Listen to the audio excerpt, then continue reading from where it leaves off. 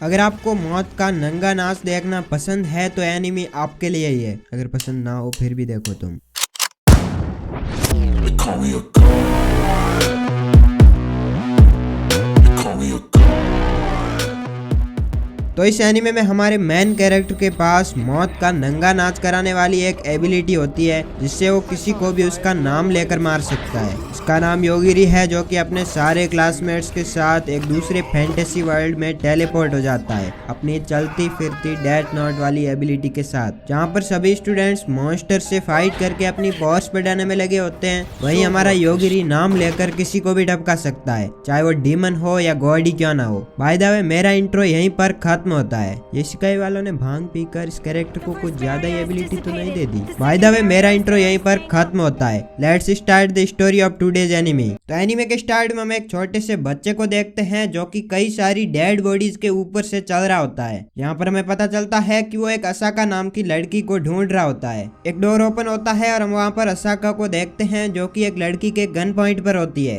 तो लड़का असाका के पास जाता है और उससे कहता है कि असाका, मैंने तुम्हें ढूंढ लिया। असाका उसे यहाँ पर देखकर हैरान हो जाती है और उससे पूछती है कि योगिरी, तुम यहाँ पर क्या कर रहे हो। तभी वो पीछे वाली लड़की उनसे कहती है कि तुम दोनों ये नाटक खत्म करो, वरना मैं इसे उड़ा दूंगी। लेकिन तभी हम देखते हैं कि वो लड़की बेहोश हो जाती है, जिसके बाद असाका उससे फ्री हो जाती है और हम देखते हैं कि योगिरी उसे गले लगा लेता है। हमें पता चलता है कि योगिरी अपने स्कूल बस में सो रहा होता है, जहाँ पर उसकी जैसे ही आँख खुलती है तो अपने सामने एक लड़की को देखता है, जो कि उसे जगा रही होती है। योगिरी उससे कहता है कि अरे यार, मैं यहाँ कहाँ आ गया, मैं तो एक बहुत ही अच्छा सपना देख रहा था। हमें यहाँ पर इस लड़की का नाम डोनोरा बताया जाता है, जो कि योगिरी से कहती है कि क्या तुम्हें सच में नहीं पता कि हम कहाँ पर हैं। और वो बस के पीछे की तरफ पड़ी डेड बॉडीज की तरफ इशारा करती है। हमें बस के बाहर का सीन दिखाया जाता है, जहाँ पर हम देखते हैं कि एक बहुत ही बड़ा ड्रैगन बस पर अटैक कर देता है। डोनोरा देखकर काफी ज्यादा डर जाती है और योगिरी से चिपक जाती है। तभी हम देखते हैं कि योगिरी कुछ बोलता है और देखते ही देखते वो ड्रैगन गिर जाता है। वापिस बस के अंदर का सीन दिखाया जाता है, जहाँ हम योगिरी को वीडियो गेम खेलते हुए देखते हैं। ये तो इतना मासूम बनकर गेम खेल रहा है जैसे इसने कुछ किया ही ना हो।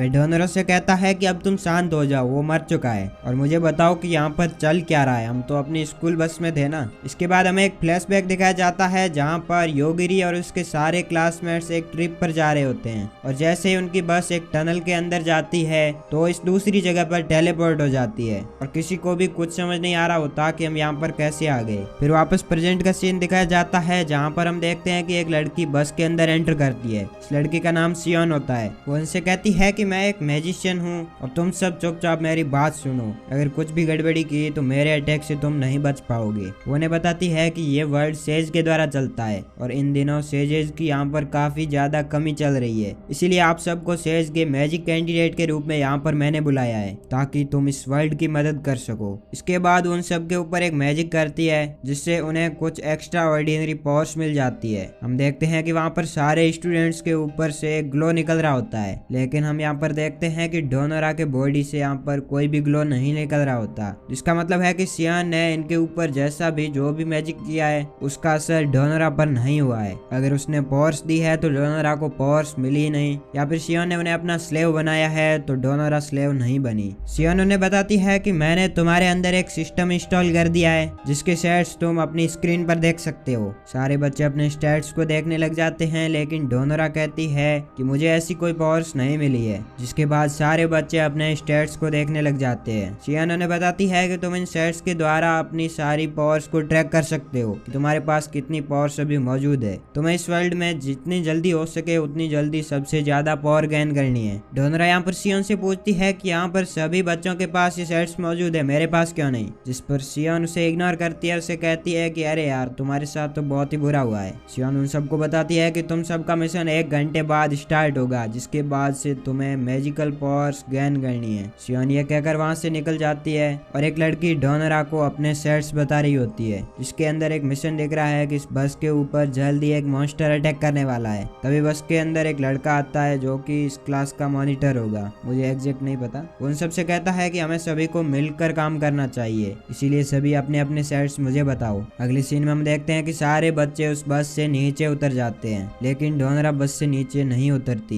क्योंकि वो योगिरी को उठा रही होती है। योगिरी अभी भी सो रहा है, उसे इस मोह माया से कोई टेंशन नहीं है, उसके पास पहले से पावर्स है। तभी हम देखते हैं कि उनके सामने एक बंदा आता है जो कि बस को लॉक करके चला जाता है और डोनरा और योगिरी बस के अंदर ही रह जाते हैं। योगिरी अभी भी सो रहा होता है और बस के ऊपर एक मॉन्स्टर अटैक कर देता है।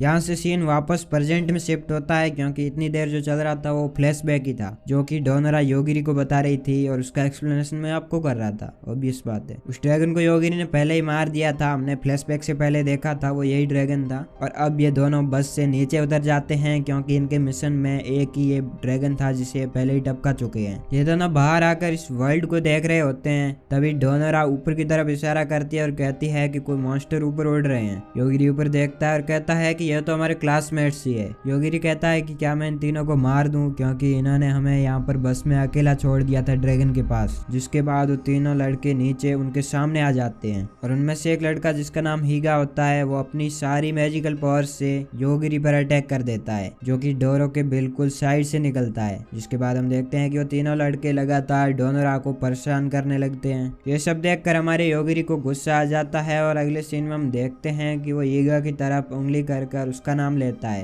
और तभी हम देखते हैं कि हीगा यहाँ पर देखते ही देखते मर जाता है, जिसे देखकर उसके बाकी दोनों दोस्त काफी ज्यादा डर जाते हैं। योगिरी उनसे कहता है कि मैंने तुम्हें मना किया था, मुझसे पंगा मत लो, अब तुम दोनों अपनी जगह से हिलना मत वरना तुम्हारे साथ भी ऐसा ही कुछ होगा। लेकिन तभी उनमें से एक लड़का अपने दोस्त को उठाने की कोशिश करता है, जिस पर योगिरी उससे कहता है कि मैंने तुम्हें मना किया था ना, अपनी जगह से मत हिलो। और योगिरी उसका भी नाम लेता है जिससे वो भी वहाँ पर मरकर ढेर हो जाता है। जिसके बाद वहाँ पर खड़ा हुआ वो मोटा लड़का काफी ज्यादा डर जाता है। योगिरी उससे कहता है कि अगर तुम भी हिले तो तुम्हारे साथ भी यही हो सकता है। लेकिन उस मोटे लड़के को विश्वास नहीं हो रहा होता कि सच में कोई ऐसे कैसे मर जाएगा। वो सोचता है कि ये सब कोई प्रैंक कर रहे होंगे। वो उन दोनों को चेक करने के लिए जैसे ही वहाँ हिलता है तो योगिरी उस पर भी अटैक करने लग जाता है। वो लड़का देखकर डर जाता है और अपने हीलिंग मैजिक से उसे हील करने की भी कोशिश करता है, लेकिन उसका मैजिक उसके मरे हुए दोस्तों पर कुछ काम नहीं कर रहा था। योगिरी उससे कहता है कि अब तो तुम्हें विश्वास हो गया कि मैं जिसे चाहूँ उसे सिर्फ नाम लेकर भी मार सकता हूँ। ऐसे ही वो पिछला ड्रैगन मारा और ऐसे ही तुम्हारे दोस्त। अगर तुम्हें अब भी शक है तो मैं तुम पर ट्राई करके तुझे बता सकता हूँ। इस लड़के का नाम हाना है जो कि योगिरी के नजदीक आकर उस पर अटैक करने की कोशिश करता है, लेकिन योगिरी उसे दूर से ही रोक देता है और उससे कहता है कि मेरे पास एक और एबिलिटी है जिससे मैं अभी पता लगा सकता हूँ कि मुझे नेक्स्ट टाइम कौन अटैक करने वाला है। अगर कोई बंदा मुझ पर अटैक करने की सोचता भी है तो मुझे उससे पहले पता लग जाता है, तो तुम अपनी चालाकी मत दिखाओ और चुपचाप यहाँ खड़े हो जाओ।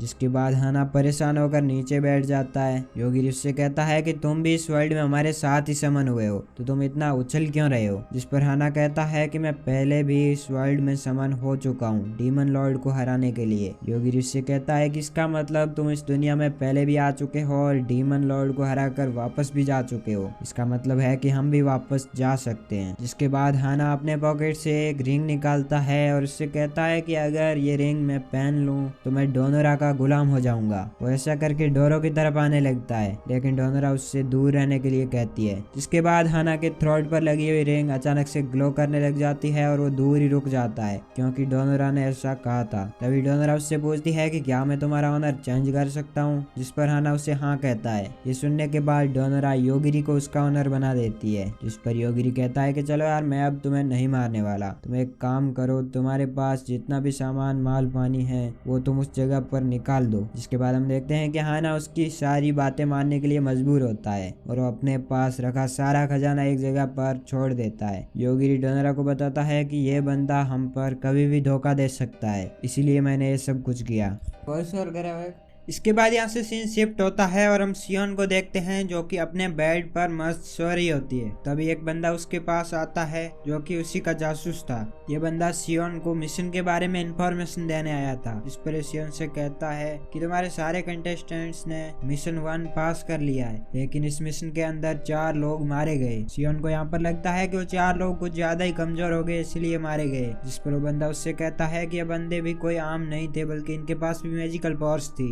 सियोन से कहता है कि इन सभी के मरने का कोई भी रीजन नहीं मिला है और ना ही उनकी बॉडी पर किसी भी तरह का कोई निशान मिला है। कहीं ये इंस्टेंट डेथ मैजिक तो नहीं? पर सियोन कहती है कि ऐसा नहीं हो सकता, ये नहीं पॉसिबल है कि इन छोटे छोटे स्टूडेंट्स के पास इंस्टेंट डेथ एबिलिटी होगी। उस बात को इतना सीरियस नहीं लेती और वापस से सो जाती है। फिर यहाँ से सीन शिफ्ट होता है और हम डोनोरा और योगिरी को देखते हैं जो कि एक टाउन के पास पहुंच चुके हैं। टाउन का गेट बंद होने ही वाला था तभी ये दोनों वहां पर पहुंच जाते हैं। अब डोनोरा और योगिरी टाउन के अंदर एंटर कर जाते हैं जहां पर उसके पास एक लड़की आती है जो उनसे कहती है कि मैं तुम्हारी कोई मदद कर सकती हूँ। डोनोरा उससे कहती है कि मुझे शाम तक इस पूरे टाउन में घूमना है। योगिरी भी उस लड़की की मदद लेने के लिए रेडी हो जाता है। जिसके बाद हम शाम का सीन देखते हैं जहाँ पर डोनोरा ने इस टाउन में काफी अच्छी और काफी ज्यादा शॉपिंग की होती है। लेकिन तभी यहाँ पर हम कुछ अजीब देखते हैं, कुछ बंदे वहाँ पर आते हैं और इन दोनों को घेर लेते हैं और हमें यहाँ पता चलता है कि सारी की सारी उस लड़की यानी मेरी की चाल थी। तभी योगिरी उनसे पूछता है कि क्या तुम्हें कुछ पैसे चाहिए, जिस पर सामने वाला बंदा जवाब देता है कि हमें पैसे तो चाहिए लेकिन तुम जैसे कमजोर बंदे को तड़पाने में भी काफी ज्यादा मजा आएगा। जिस पर हमारे योगिरी को गुस्सा आ जाता है और अपने पीछे खड़े सभी बंदों को मरने के लिए कह देता है और देखते ही देखते उसके पीछे जितने भी बंदे खड़े थे वो सारे के सारे मारे जाते हैं। उसके सामने एक बंदा आता है जिसे वो हाफ डेड कर देता है। इसके बाद योगिरी एक बंदे के आंखों की तरफ अंगुली करता है जिससे उसे दिखना बंद हो जाता है। ये सब देखकर मेरी की हालत बहुत ही ज्यादा टाइट हो जाती है क्योंकि उसने योगिरी को बहुत ही आम बंदा समझा था। वो ये सब रियलाइज कर जाती है और हाथों हाथ माफी मांगने लग जाती है। जिस पर योगिरी कहता है कि इसका मतलब ये नहीं कि तुम कमजोर लोगों को पकड़ो और उन्हें टॉर्चर करो। मेरे यहाँ पर बहुत ही ज्यादा डर जाती है और वो मौका देखकर वहां से भाग जाती है। हेलो, यह कह के योगिरी उनकी तरफ भी उंगली करता है लेकिन वो मरते नहीं, वहां से भाग जाते हैं। ये देखकर डोनोरा कहती है कि ऐसा कैसे हो सकता है, लेकिन तभी हम देखते हैं कि थोड़ी दूर जाकर वो दोनों भी गिर जाते हैं। अब योगिरी और ये दोनों जा ही रहे होते हैं तभी वहाँ पर कुछ गार्ड्स आ जाते हैं जो कि उनसे पूछते हैं कि अभी यहाँ पर क्या हो रहा था। जिस पर योगिरी कहता है कि हम तो यहाँ पर घूमने आए थे, हमें नहीं पता यहाँ पर क्या हुआ है। गार्ड पूछते हैं कि तो फिर ये बंदे मरे कैसे, तुमने देखा होगा ना, आप यहाँ पर थे। तभी उनमें से एक बंदा कहता है कि मुझे अपनी स्किल से ये लग रहा है कि इनके पास कोई स्किल है ही नहीं, इतने लोगों को एक साथ ये दोनों तो कैसे ही मार देंगे। और बाकी गार्ड भी उसकी बात मान जाते हैं और योगिरी से माफी मांगते हैं कि हमने तुम्हें डिस्टर्ब किया। जिस पर योगिरी उनसे कहता है कि क्या तुम बदले में मुझे रात रुकने के लिए कोई ऑप्शन दे सकते हो। जिस पर उनमें से कुछ गार्ड्स उन दोनों को लेकर एक कैसल में चले जाते हैं जहाँ पर वो दोनों अपने अपने कमरे में जाकर लेट जाते हैं। डोनोरा अपने कमरे में होती है जहाँ पर हम देखते हैं कि उसके सामने एक घोस्ट आ जाता है। डोनोरा को यहाँ पर लगता है कि ये घोस्ट तो एकदम उसकी बड़ी बहन की तरह दिख रही है और हमें पता चलता है कि ये कोई और नहीं बल्कि उसकी बड़ी बहन का ही भूत है। रियल वर्ल्ड में इसकी बहन ने कुछ कांड किया होगा इसलिए वो इस वर्ल्ड में आ गई है। इसकी बहन का नाम मोको है जो कि डोनोरा से कहती है कि मैं तुम्हारे यहाँ पर मदद करने आई हूँ। मैं पहले भी तुम्हारी मदद करना चाह रही थी लेकिन तुम्हारे साथ जो लड़का है योगिरी, मुझे उससे बहुत ही ज्यादा डर लगता है क्योंकि वो बहुत ही ज्यादा स्ट्रांग बंदा है। वो पलक झपकते ही लाखों लोगों को मार देता है। मैं उसके सामने क्या ही हूँ, लेकिन असल में तो ये रियल वर्ल्ड में पहले ही मर चुकी है तभी तो यहाँ पर आई है। वो इस वर्ल्ड में एक भूत के रूप में आई है इसलिए वो फिजिकली इनकी कुछ भी हेल्प नहीं कर सकती क्योंकि बाकी बंदे और डोनोरा यहाँ पर टेलीपोर्ट हुए थे। लेकिन मोको यहाँ पर रियल वर्ल्ड से मरने के बाद आई है जो कि एक घोस्ट के रूप में, इसलिए उनकी फिजिकली हेल्प नहीं कर सकती। वो डोनोरा को बताती है कि वो मैं ही थी जिसने तुम्हारे अंदर वो मैजिक इंस्टॉल होने से उस बस में रोका था। डोनोरा को यहाँ पर उस पर काफी ज्यादा गुस्सा आने लगता है और उससे कहती है कि तुमने ऐसा क्यों किया। जिस पर मोको उससे बताती है कि उस मैजिक सेट से तुम्हारे अंदर कुछ पावर्स तो आ जाती लेकिन तुम जिंदगी भर के लिए इस वर्ल्ड में सियोन की स्लेव बनकर रह जाती, इसलिए मैंने तुम्हें उसके स्लेव बनने से उस समय बचाया था। फिर यहाँ से सीन शिफ्ट होता है और हम डोनोरा और योगिरी को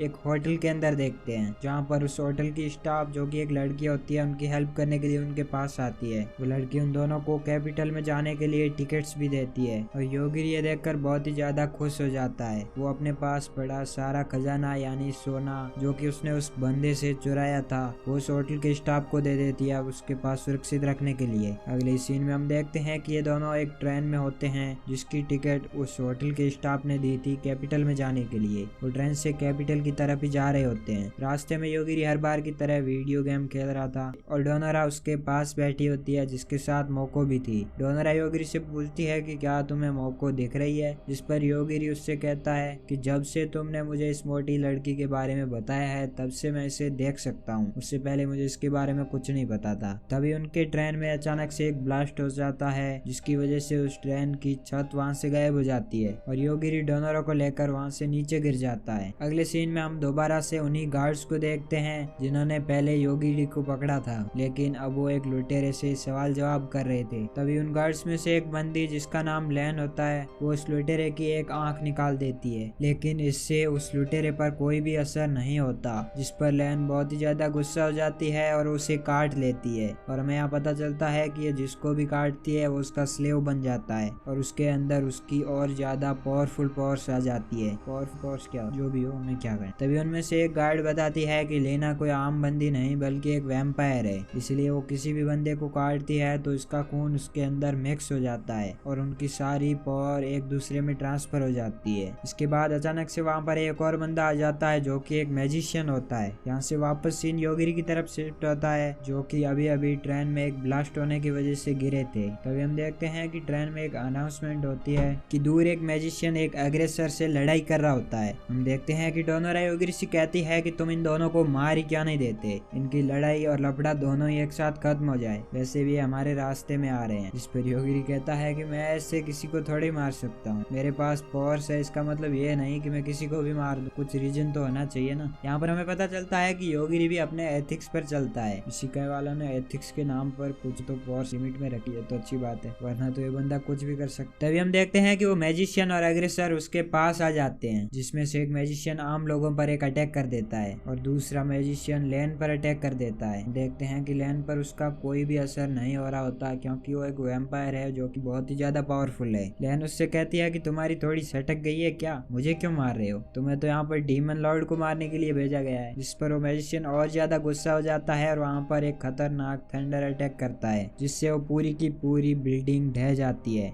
दूसरी तरफ योगिरी के पास जो मैजिशियन लड़ रहे थे उनमें से एक मैजिशियन योगिरी को कुछ कहता है, जिस पर योगिरी भी उसे कुछ कहता है और वो अचानक मर जाता है। भाई क्या ही लड़ाई हो रही है, देखने में भी मजा आ रहा है, कोई एक्शन कोई कुछ नहीं, बोला और खत्म, क्या ही बवासीर बढ़िया है। तभी उसके साथ वाला दूसरा अग्रेसर कहता है कि मेरा तुमसे लड़ने का कोई इरादा ही नहीं है, उसकी पहले ही देखकर फट चुकी है, लेकिन योगिरी उसका भी बैंड बजा देता है। इधर वो मैजिशियन लैन के ऊपर दोबारा अटैक करता है, लेकिन लैन पर उसके अटैक का कोई भी इफेक्ट नहीं पड़ रहा होता। लैन उससे कहती है कि तुम्हें क्या लगा था तुम इतनी आसानी से मुझे मार दोगे, ये कोई बच्चों का खेल नहीं है मुझे मारना, मैं एक वैम्पायर हूँ। वो उसे उठाकर फेंक देती है और इधर हम योगिरी और डोनोरा को देखते हैं, जिससे अग्रेसर कहता है कि अगर तुम्हें कुछ भी चाहिए तो मैं वो तुम्हें दिला सकता हूँ। जिस पर योगिरी उससे पूछता है कि क्या तुम मुझे पिछले वर्ल्ड में वापस भेज सकते हो, लेकिन अग्रेसर कहता है कि तुमने कुछ ज्यादा ही मांग लिया, मैं इतना थोड़े कर सकता हूँ ना, मैं यहाँ क्या होता। जिसके बाद यहाँ से सीन शिफ्ट होता है और हम लेन और शियोन को देखते हैं जिन्हें की उस मरे हुए गार्ड्स की बॉडी मिली थी और वो एक दूसरे में डिस्कस कर रहे होते हैं कि आखिर ये कैसे मरा। जिसके बाद हम देखते हैं कि शियोन वहाँ से डिसअपियर हो जाती है और लेन अपने एक गार्ड को बुलाकर उससे कहती है कि मॉर्टल आर्मी को लेकर जल्दी से जल्दी हानाबुसा की तरफ जाओ। दूसरी साइड हम देखते हैं कि मोको डोनोरा को एक हथियार देती है जो कि उसने उस अग्रेसर की बॉडी से बनाया होता है। मोको से बताती है कि ये वाला टूल किसी भी शेप में चेंज हो सकता है। अगले सीन में हम देखते हैं कि योगिरी और डोनोरा सिटी के पास पहुंच जाते हैं, जहाँ पर डोनोरा योगिरी से पूछती है कि क्या तुम नहीं चाहते अपनी स्किल्स को इम्प्रूव करना, जिस पर योगिरी उससे कहता है कि मैं अपनी स्किल्स इम्प्रूव करके क्या करूंगा, मुझे इसकी कोई जरूरत ही नहीं है, मैं चाहूँ तो अभी तुम्हें एक नाम लेकर मार सकता हूँ। जैसे कि तुम अपने पीछे देखो, कुछ लोग अभी भी मरे पड़े हैं जो कि हमारा पीछा कर रहे थे, मैंने इन्हें भी कब का टपका दिया, तुम्हें पता भी नहीं चला।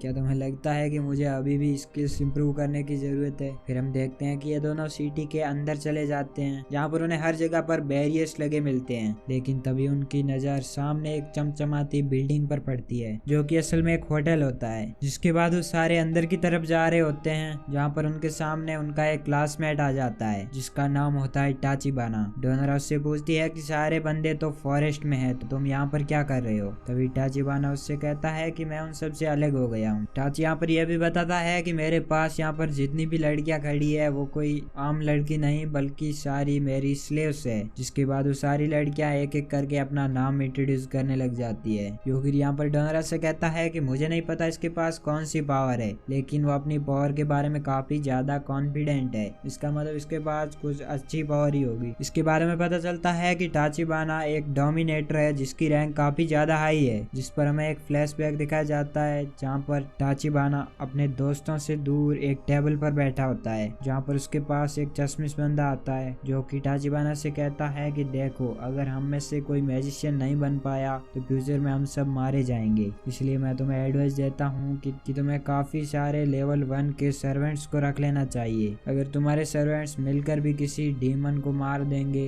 तो तुम्हारी पावर खुद ब खुद बढ़ जाएगी और इससे तुम्हारा लेवल भी बहुत ही जल्दी इंक्रीज हो जाएगा। इसके बाद हम वापस प्रेजेंट में आते हैं जहाँ पर योगिरी कहता है कि अगर तुम्हारे सर्वेंट्स इंक्रीज होंगे तो उसके साथ साथ तुम्हारा लेवल भी इंक्रीज होगा, जिस पर टाचिबाना कहता है कि हाँ बिल्कुल ऐसा ही है, तुमने सही समझा। अगले सीन में हम लेन को देखते हैं जो कि एक अग्रेसर के सामने हवा में उड़ रही होती है और इस वाले अग्रेसर का नाम होता है डार्कनेस। लेन यहाँ पर कहती है कि इस बंदे को मारने में मुझे बहुत ज्यादा टाइम नहीं लगेगा। दूसरी तरफ हम डोनरा को देखते हैं जो कि एक विंडो से बाहर देख रही होती है। तभी वो मोको से कहती है कि मुझे नहीं पता हम यहाँ पर कितने टाइम तक रहेंगे। मोको उससे बताती है कि मुझे लगता है कि जब तक तुम्हारा साथी यानी योगिरी जाग जाएगा तब तक हम यहाँ पर हैं। जिसके बाद हम देखते हैं कि अचानक सिटी में काफी सारी गाड़ियां आ जाती है जिनके अंदर इमोर्टल पॉप्स बैठे होते हैं। हमें पता चलता है कि ये सारे लेन के फॉलोअर्स हैं। ये देखने के बाद डोनरा अपनी विंडो पर कर्टेंस डाल देती है और अपने बेड पर सो जाती है। मोको यहाँ पर उसे बताती है कि मुझे लगता है कि रूम के बाहर से हमें कोई देख रहा है जिसकी इंटेंशन मुझे कुछ खराब लग रही है। ये सुनने के बाद डोनरा फटाफट से योगिरी को फोन लगाती है,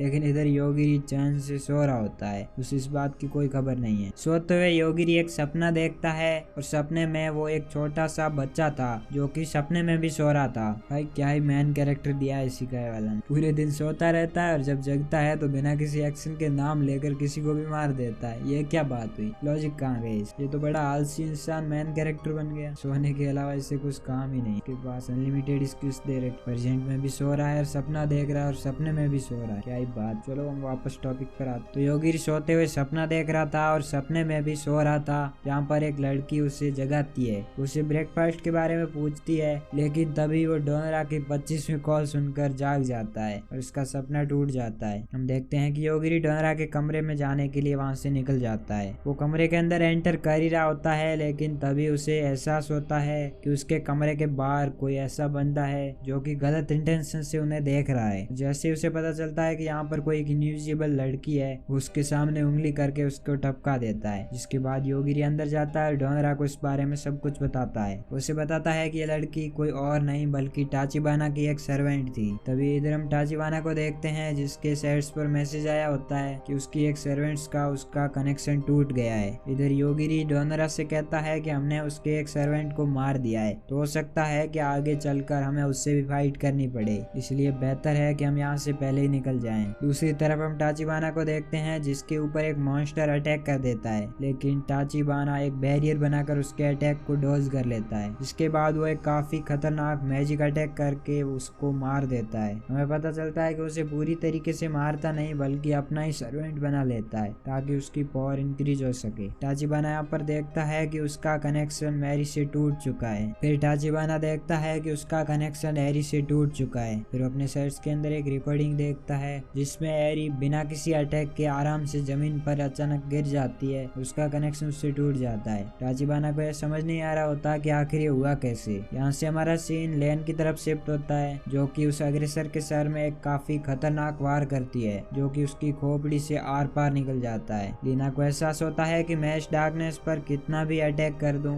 इसे कोई फर्क नहीं पड़ेगा। दूसरी तरफ हम योगिरी और डोनरा को देखते हैं जो कि उस होटल से भाग रहे होते हैं, लेकिन तभी उनके सामने टाचिबाना की एक और सर्वेंट आ जाती है जो कि उन दोनों को एक बर्फ में फ्रीज कर देती है। हम देखते हैं कि योगिरी उसकी बर्फ को बहुत ही आसानी से तोड़कर बाहर आ जाता है। फ्रीजा उस पर एक और अटैक करने वाली होती है, लेकिन तभी योगिरी अपनी पावर से उसके अटैक को ऊपर ही खत्म कर देता है। देखते ही देखते योगिरी उसकी सारी मैजिक पावर से खत्म कर देता है और उसकी मैजिक छड़ी अपने आप ही टूट कर गिर जाती है। वो लड़की बहुत ही ज्यादा डर जाती है और उसके सामने बैठ जाती है। योगिरी उससे कहता है कि अब तो तुम्हें पता चल ही गया होगा कि मैं किसी को भी टपका सकता हूँ, इसलिए तुम चुपचाप बैठी रहो और मैं जो पूछूं उसका जवाब दो और चालाकी करने की तुम्हें कोई जरूरत नहीं है। योगिरी उससे पूछता है कि तुम्हें तो हमें पकड़ने का ऑर्डर मिला है ना, तो बाकी सब कहाँ पर है। तभी हम देखते हैं कि योगिरी के पीछे से डोरो के ऊपर कोई अचानक से अटैक कर देता है, लेकिन हम देखते हैं कि डोनोरा उसको अचानक से पकड़ लेती है और जोर जोर से घुमाकर उसे नीचे फेंक देती है, जिससे उसकी हड्डी पसली एक हो जाती है। तभी उन्हें एहसास होता है कि ये तो एक डॉल थी और देखते ही देखते उनके आसपास बहुत सारी डॉल्स आ जाती है जो कि उनको चारों तरफ से घेर लेती है। इससे पहले रीजा कुछ कर पाती तभी योगिरी अपना अटैक उस पर कर देता है और रीजा भी वहां पर अचानक टपक जाती है। आगे हमें पता चलता है कि ये सारा कुछ चेल्सी कर रही होती है, जिसने उन डॉल्स को ऑर्डर दिया था कि योगी और डोनोरा को टॉर्चर करो। उसके ऑर्डर मिलने के बाद ही ये सारी डॉल्स उस पर अटैक कर रही थी, लेकिन हम देखते हैं कि योगिरी अपने एक ही अटैक से उन सारी डॉल्स को टपका देता है। इसके बाद वो दोनों चेल्सी के पास जाते हैं, लेकिन चेल्सी ऐसे बिहेव कर रही थी कि जैसे उसने कुछ किया ही ना हो। दूसरी तरफ हम ये देखते हैं कि टाचिबाना को रीजा के मरने का अटैक पता चल जाता है। हमें देखते हैं कि टाचिबाना को रीजा के मरने का कारण पता लग जाता है और अपनी स्किल्स से ये भी पता लगा लेता है कि योगिरी के पास इंस्टेंट डेथ एबिलिटी है, जिसका इस्तेमाल करके वो सबको इतनी आसानी से टपका रहा है। और मुझे इन दोनों को एक ऐसी जगह ले जाना पड़ेगा जहाँ पर मैं इन दोनों को अच्छी तरीके से ऑब्जर्व कर सकूं। अगली सीन में हम देखते हैं कि योगिरी और डोनोरा एक सीढ़ियों से नीचे जा रहे होते हैं, तभी उनके सामने काफी सारे कॉकरोचेज आ जाते हैं। डोनोरा योगिरी से कहती है कि फटाफट से इन सबको मार दो, लेकिन योगिरी कहता है कि मैं इन सबको मार तो दूंगा, पर मरने के बाद ये सारे के सारे हमारे और तुम्हारे सर के ऊपर गिरेंगे। जिस पर डोनोरा कहती है कि तो फिर मत मारो। हम देखते हैं कि वो सीढ़ियों से नीचे उतरने लग जाते हैं, लेकिन टाचिबाना लगातार उस पर नजर रखे होता है। वो इस बात को मिसअंडरस्टूड कर लेता है और कहता है कि अच्छा, तुम अपनी पावर्स का इस्तेमाल नहीं कर सकते जब तुम चारों ओर से घिरे होते हो, तो अब मेरा नंबर है तुम्हें मजा चखाने का। मैंने तुम्हारी कमजोरी ढूंढ ली है। वो कुछ करने वाला होता है, लेकिन तभी यूफेमिया उससे रोक लेती है, लेकिन टाचिबाना उसकी बात नहीं मानता और उन कॉकरोचेज को उन दोनों को मारने के लिए ऑर्डर दे देता है। योगिरी अपनी एबिलिटी से या पहले ही सेंस कर लेता है कि ये सारे कॉकरोचेज उस पर अचानक से अटैक करने वाले हैं। जैसे ही योगिरी उसके कमांडर के बारे में पता लगाने की कोशिश करता है तो उसे टाचिबाना दिख जाता है और हम देखते हैं कि वो टाचिबाना को ही टपका देता है और उसके पास वो सारे कॉकरोचेज उस पर अटैक करने वाले थे वो फ्री होकर घूमने लग जाते हैं। डोनोरा योगिरी से कहती है कि तुम इन्हें नहीं मारोगे, जिस पर योगिरी कहता है कि इन्हें क्यों मारूं, ये अभी पर अटैक भी नहीं कर रहे, ऐसे ही मैं किसी को थोड़े मार दूंगा। अगले सीन में हम देखते हैं कि टाचिबाना की एक और सर्वेंट अपने हीलिंग मैजिक से टाचिबाना को हील करने की कोशिश करती है, लेकिन वो बिल्कुल भी ठीक नहीं हो रहा होता। तभी यूफेमिया उससे कहती है कि मैं यहाँ से जा रही हूँ क्योंकि मैं अब आजाद हो चुकी हूँ। लेकिन जैसे वो रूम से बाहर निकलती है तो देखती है उसके चारों तरफ सिर्फ रेगिस्तान होता है, जिसे देखकर वो काफी ज्यादा घबरा जाती है। लेन उसके सामने आ जाती है और उसके ऊपर अपने मैजिक का इस्तेमाल करती है, जिसके बाद यूफेमिया अपनी गर्दन खुद ही आगे कर देती है और लेन उसके गर्दन पर काटते हुए कहती है चलो अब तुम मेरी फॉलोअर बन जाओ और जो कुछ भी सीन यहाँ पर हुआ है और जो कुछ भी तुम्हें पता है वो मुझे बता दो। अगले सीन में हम डोनोरा और योगिरी को देखते हैं जो कि उस होटल से बाहर निकल रहे होते हैं, जो कि बाहर देखते हैं कि पूरे शहर के अंदर ज़ॉम्बीज ने तहलका मचा रखा है और वो सभी लोगों पर अचानक से अटैक कर रहे थे। ये देखकर वो दोनों भी काफी ज्यादा डर जाते हैं और यहाँ से सीन लेन की तरफ शिफ्ट हो जाता है, जो कि यूफेमिया से बात कर रही होती है। वो यूफेमिया से कहती है कि मैं योगिरी की सारी एबिलिटी के बारे में जानना चाहती हूँ और मुझे ये भी जानना है कि क्या वो मुझे मारने की एबिलिटी रखता है। इधर हम योगिरी को देखते हैं जो कि ज़ॉम्बीज के बीच में होता है और डोनोरा से कहता है कि हम इनके बीच से चिपक कर निकल सकते हैं, लेकिन तभी हम इन ज़ॉम्बीज के लीडर मासायुकी को देखते हैं जो कि सिटी के मेयर रेयोटा के सामने बैठा होता है। रेयोटा उसके ऊपर चिल्लाते हुए कहता है कि तुम ये सब क्या कर रहे हो, इस सिटी को संभालने की जिम्मेदारी मुझे मिस लैन ने दी है, तो तुम चुपचाप यहाँ से अपने सारे ज़ॉम्बीज को लेकर निकल जाओ। जिस पर मासायुकी कहता है कि मैं भी ये सब मास्टर लैन के कहने पर ही कर रहा हूँ। ये सुनकर रेयोटा काफी ज्यादा चौंक जाता है। फिर हम देखते हैं कि मासायुकी एक अनाउंस करता है जिसमें वो सारे के सारे ज़ॉम्बीज को रोकने के लिए कह देता है, जिसके बाद वो सभी से कहता है कि क्या सभी ज़ॉम्बीज मेरी आवाज सुन पा रहे हैं। तो माइक में अनाउंस करता है कि मैं मास्टर लैन का फॉलोअर हूँ और इन ज़ॉम्बीज का ऑनर भी। मैं फिलहाल योगिरी और डोनोरा को ढूंढ रहा हूँ, अगर तुम में से किसी को भी पता है कि ये फिलहाल कहाँ पर है तो मुझे जल्दी से बता दें, और इसके लिए मैं तुम सबको सिर्फ 1 घंटे का टाइम देता हूँ। 1 घंटे के अंदर तुम उन दोनों को मेरे हवाले कर दो, वरना इन ज़ॉम्बीज का अटैक दोबारा से सिटी पर होगा और तुम इस बार नहीं बच पाओगे। और तुम यहाँ से भागने के बारे में मत सोचना, क्योंकि मैंने पहले से ही सिटी को एक बैरियर के अंदर कवर कर रखा है, तो इसकी सारी डोर्स बंद हो चुके हैं। इसके बाद हम योगिरी और डोनरा को देखते हैं, जहाँ पर योगिरी डोनरा से कहता है कि इस हालत में अब हमें इस सिटी से भाग जाना चाहिए, अभी हमारे लिए सेफ नहीं है। डोनरा कहती है कि लेकिन वो हमें ढूंढ क्यों रहा है। योगिरी कहता है कि शायद मैंने उसके एक मैजिशियन को मारा था, इसलिए वो हमें ढूंढ रहा है। तभी हम देखते हैं कि अचानक वहाँ पर कुछ लोग आ जाते हैं जो कि उन दोनों को ढूंढ लेते हैं। योगिरी उनसे कहता है कि अगर तुमने मेरे पास आने की जरूरत भी की तो मैं तुम्हें अभी के अभी मार दूंगा। लेकिन उनमें से एक बंदा नहीं मानता और अटैक करने के लिए आगे आ जाता है और एज यूजुअल वो बंदा मर जाता है, क्योंकि योगिरी उसे मरने के लिए कह देता है। योगिरी डोनरा से कहता है कि हमें सीधा प्लाजा में जाकर उनसे डील करनी चाहिए, जिसके बाद वो उनसे मिलने के लिए निकल जाते हैं। तभी हम देखते हैं कि उनके सामने मासायुकी खुद आ जाता है। वो कहता है कि मुझे तो यकीन ही नहीं हो रहा कि तुम दोनों चलकर मेरे पास डायरेक्ट ही आ गए। मुझे तो लगता है कि तुम दूसरों को बचाने के चक्कर में अपना खुद का बलिदान देने में लगे हो। वो उससे कहता है कि अगर मैं तुम्हें यहाँ पर मार दूं तो तुम्हारा खेल यहीं पर खत्म हो जाएगा। जिस पर योगिरी कहता है कि तुम बस मुझे यहाँ से जाने दो, सिटी के सारे बैरियर्स हटा दो और हमें आसानी से निकलने दो यहाँ से। ये सुनकर मासायुकी को बहुत ही ज्यादा गुस्सा आ जाता है कि इसने ऐसा कैसे कह दिया, वो भी खुद चलकर मेरे सामने आकर। उससे कहता है कि मैं तुम्हारी बात क्यों मानूं। जिस पर योगिरी कहता है कि अगर तुमने हमें यहाँ से जिंदा जाने दिया तो मैं तुम्हें भी जिंदा छोड़ दूंगा, वरना तुम भी यहाँ पर नहीं बच सकते। ये सुनकर मासायुकी और ही ज्यादा गुस्सा हो जाता है और अपने कुछ 2 ज़ॉम्बी को उन पर अटैक करने के लिए ऑर्डर दे देता है। मासायुकी योगिरी से कहता है कि तुम भले ही कितने ही स्ट्रॉन्ग क्यों ना हो, तुम जिंदा लोगों को मार सकते हो, मरे हुओं को नहीं।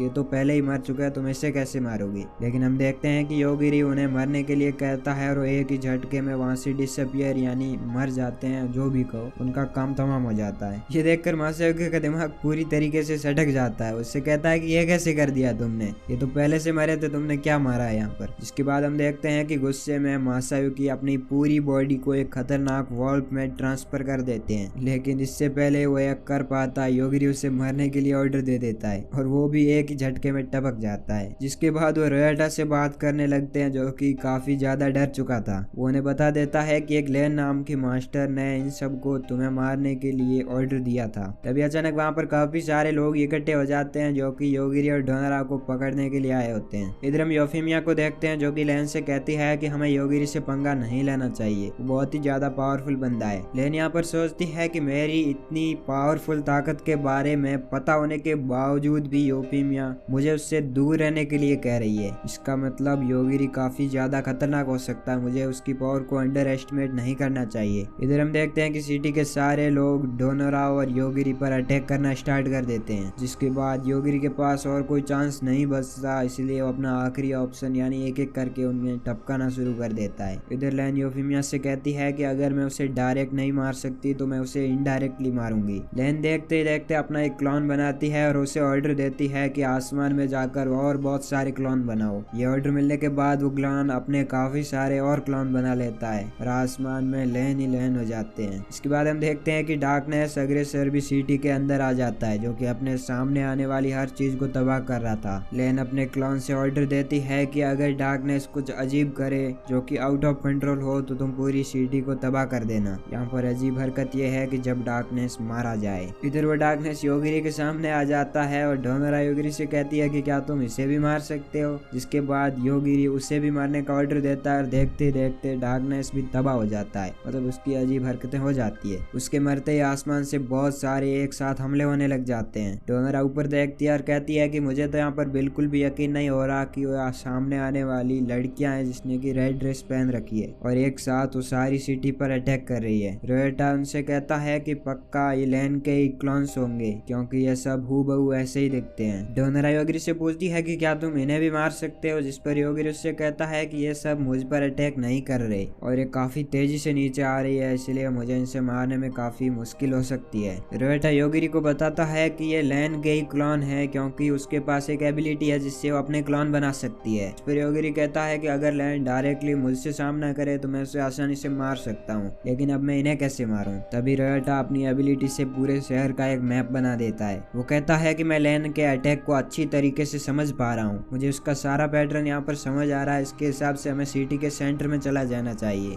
और वहाँ पर खड़े रहकर वेट करना चाहिए। ये सुनकर योगिरी वहाँ से निकलने की कोशिश करता है, लेकिन उसे रोक लेता है। वो कहता है कि मैं तुम सबको एक साथ टेलीपोर्ट कर सकता हूँ। और जैसे ही वो सिटी के बीच में टेलीपोर्ट होते हैं तभी वहाँ पर भी एक लेन का अटैक आता है, जिसे योगिरी मरने के लिए कह देता है। और तभी मोको उन सब सबके चारों ओर एक शील्ड बना लेती है जिससे उन सबको कुछ नहीं होता। लेकिन तभी हम देखते हैं कि लेयन के क्लोन एक एक करके नीचे गिरने लग जाते हैं, जो देखकर लेयन खुद भी काफी ज्यादा चौंक जाती है। वो याद करती है कि मैंने एक ही टेम्पलेट से सारे क्लोन बनाए थे, इसीलिए उस क्लोन के मारने पर वो सारे क्लोन एक साथ मर गए। अगली बार मुझे अलग अलग टेम्पलेट से क्लोन बनाने चाहिए। लेयन ये बातें कर ही रही होती है, लेकिन तभी भी वो इनडायरेक्टली योगिरी का असर उस पर भी हो जाता है। वो सोचती है कि आखिरकार मैं ऐसे कैसे मर सकती हूँ, और हम देखते हैं कि देखते देखते वहां से नीचे गिर जाती है। इसके बाद हमारा सीन शिफ्ट होता है और वहाँ पर हम एक छोटी सी बच्ची को देखते हैं जो कि एक कॉफिन के अंदर होती है और उसके हाथ में एक क्रिस्टल होता है। तभी अचानक लेयन की एक रिकॉर्डिंग प्ले होती है और ये कह रही होती है कि अगर तुम ये फुटेज देख पा रही हो, इसका मतलब ये है कि मेरा प्लान काम कर गया, यानी मैं मर चुकी हूँ लेकिन तुम जिंदा हो। तुम मेरी एक कॉपी हो, लेकिन तुम्हारे अंदर मेरी कोई भी एबिलिटी नहीं है। इधर हम देखते हैं कि डोनरा और योगिरी एक गाड़ी के अंदर बैठकर मोको के साथ वहां से निकल जाते हैं। इसके बाद हम फॉरेस्ट में योगिरी के क्लासमेट्स को देखते हैं जो कि मॉन्स्टर्स को मारकर अपना पावर बढ़ा रहे होते हैं। उसमें से एक लड़की का नाम रोया होता है जो कि जैसे अपने ट्रेंट के अंदर जाती है तो देखती है कि वहां पर एक और लड़की उसका फोन वापस करने आई होती है। रोया का फोन लेती है और हम देखते हैं कि उसके फोन में एक मैसेज आया होता है जिसमें लिखा होता है कि अल्फा ओमेगा का फर्स्ट फ्लोर ओपन हो चुका है। ये पढ़ने के बाद रोया काफी ज्यादा घबरा जाती है। अगले सीन में हम डोनरा और योगिरी को देखते हैं जो कि ड्राइव करके वहां से जा रहे होते हैं। हम देखते हैं कि डोनरा ट्रक चला रही थी और उन्हें चलाने में काफी दिक्कत हो रही थी। वो मरते मरते बचते हैं, लेकिन पास में योगिरी आराम से मस्त सो रहा होता है। उसे कोई परेशानी नहीं है, वो उस पर ट्रस्ट करके बैठा है। ट्रक काफी तेजी से था और डोनरा देखती है कि उनके ट्रक के सामने अचानक से एक बहुत बड़ा पत्थर आ जाता है। यहाँ से सीन शिफ्ट होता है और हम योगिरी के सपने को देखते हैं जहाँ पर वो एक छोटा सा बच्चा था, जहाँ पर एक लड़की उसे हैंड शेक करना सिखा रही थी। जिसके बाद वो लड़की एक इंटरव्यू के लिए जाती है जिसके कॉन्ट्रैक्ट में लिखा होता है कि अगर इस जॉब में तुम्हारी जान भी चली गई तो किसी को कोई परवाह नहीं है। हमें पता चलता है कि इस लड़की का नाम असाका होता है। एक बंदा इस असाका को लेकर कहीं जा रहा होता है। असाका उससे पूछती है कि यहाँ पर मेरा काम क्या है, जिस पर वो बंदा बताता है कि हम यहाँ पर काफी सारे एक्सपेरिमेंट्स करते हैं जिससे कि सोसाइटी का भला हो सके और तुम्हें यहाँ पर एक मॉन्स्टर की देखभाल करनी है। ये सुनने के बाद असाका काफी ज्यादा घबरा जाती है। जिसके बाद वो बंदा उससे पूछता है कि क्या तुम अल्फा ओमेगा के बारे में जानती हो, ये एक टेस्ट सब्जेक्ट है जिसका तुम्हें ख्याल रखना है। असाका उससे पूछती है कि अल्फा ओमेगा कोई बंदा ही है ना, जिस पर वो बंदा कहता है कि मैंने असल में उसे कभी देखा नहीं है, लेकिन मुझे इतना पता है कि वो जो भी है वो जिसको चाहे उसे मार सकता है। उसके पास कुछ ऐसी एक्स्ट्रा ऑर्डिनरी एबिलिटीज है जिससे कि वो जिसे भी मारना चाहे उसे मार सकता है। ये सुनने के बाद असाका अपना सर पकड़ने लगती है और कहती है कि मैं यहाँ पर कहाँ फंस गई, मुझे जॉब नहीं लेनी चाहिए थी। जिसके बाद हम देखते हैं कि वो एक रूम में आ जाते हैं जहाँ पर वो बंदा असाका को एक लेटर देता है और उससे कहता है कि इससे आगे तुम जाओ। यह कहकर वो वहां से निकल जाता है। जिसके बाद हम देखते हैं कि असाका अपने सामने एक बड़े से डोर को ओपन करती है। ये डोर ओपन होने के बाद असाका एक अलग ही वर्ल्ड में ट्रांसपोर्ट हो जाती है जहाँ पर उसके सामने एक घर होता है। असाका उस घर के अंदर जाती है और आवाज लगाती है कि अरे इस घर के अंदर कोई है क्या, कोई मेरी आवाज सुन रहा है। लेकिन तभी वो एक दरवाजा खोलती है जिसके अंदर एक छोटा सा बच्चा बैठा होता है। ये कोई और नहीं बल्कि योगिरी ही था। इसके बाद हम देखते हैं कि असाका उसको उठाती है और घर से बाहर ले आती है। उससे कहती है कि तुम्हारी उम्र खेलने कूदने की है, तुम घर के अंदर बैठकर क्या कर रहे हो। इसके बाद हम देखते हैं कि योगिरी असाका की तरफ उंगली करता है और उसे मरने के लिए कह देता है, लेकिन वो असाका को नहीं मारना चाहता था बल्कि उसके पीछे एक डेविल था, उसे मार देता है। इसके बाद योगिरी उससे कहता है कि मुझे लगता है कि ये मॉन्स्टर तुम्हारे शैडो के अंदर छुपा था, इसीलिए मैंने तुम्हारी शैडो को किल किया और वो मॉन्स्टर मर गया। उससे कहता है कि ऐसे लोग मुझे मारने के लिए हमेशा कहीं न कहीं किसी बहाने में छुपकर आते रहते हैं। इसके बाद वो कहता है कि मुझे खेलने में यहाँ पर कोई दिक्कत नहीं है, लेकिन अभी कुछ रात होने वाली है तो क्या मैं सुबह खेल सकता हूँ। जिसके बाद वो एक दूसरे से हैंडशेक करते हैं और एक दूसरे को अपना नाम बताते हैं। फिर हम देखते हैं कि वो दोनों घर के अंदर आ जाते हैं जहाँ पर असाका उसको नूडल्स बना के दे देती है और ऐसे नूडल्स योगिरी ने पहले कभी नहीं खाए होते। तभी असाका उससे कहती है कि ऐसे हाथ मिलाने को हैंडशेक कहते हैं। इसे बताती है कि ऐसे करते हैं हैंडशेक। इसके बाद सीन वापस प्रेजेंट में शिफ्ट होता है जहाँ पर डोनरा योगिरी को उठा रही होती है जो कि ट्रक के अंदर सो रहा था। जैसे उसकी नींद खुलती है तो कहता है कि तुम मुझे क्यों उठा रही हो, कहाँ जा रहे हैं। डोनरा चौंक जाती है और उससे कहती है कि क्या तुम सच में भूल गए कि हम कहाँ जा रहे हैं। जिसके बाद योगिरी कहता है कि हाँ, हमें हमारी दुनिया में वापस जाना है और और इसके लिए हमें सेयोन से बात करनी पड़ेगी। इसके बाद वो सारे वापस जाने लग जाते हैं, लेकिन उनकी गाड़ी एक ड्रैगन से टकरा जाती है और हम देखते हैं कि वो ड्रैगन उन पर अटैक करने वाला होता है, लेकिन तभी योगिरी उसे एक शब्द बोलकर उसे वहीं टपका देता है। लेकिन हम देखते हैं कि इसके बाद वहाँ पर काफी सारे ड्रैगन्स आ जाते हैं जो कि एक साथ उन दोनों पर अटैक करने लग जाते हैं। तभी योगिरी उन सबको एक साथ टपका देता है और वो सारे के सारे ड्रैगन मच्छरों की तरह नीचे गिरने लग जाते हैं। तभी हम देखते हैं कि उनके सामने एक गोल्डन ड्रैगन आता है, जिसे देखकर योगिरी कहता है कि हमें लगता है ये ड्रैगन हमें नुकसान नहीं पहुंचाना चाहता। और हम देखते हैं कि वो ड्रैगन भी दुम दबाकर वहां से भागने लग जाता है, जिस पर योगिरी उससे कहता है कि अगर तुम जिंदा रहना चाहते हो तो वापस आ जाओ, वरना मैं तुम्हें भी मार दूंगा। इसके बाद हम देखते हैं कि वो ड्रैगन वहीं पर रुक जाता है और एक छोटी सी बच्ची के अंदर ट्रांसफर हो जाता है, जो बच्ची उसके सामने रोने लग जाती है। योगिरी उससे कहता है कि तुम हम पर अटैक क्यों कर रही थी। उससे कहती है कि मैं टेस्ट कर रही थी कि तुम स्वॉर्ड मास्टर से मिलने के लायक हो भी या नहीं।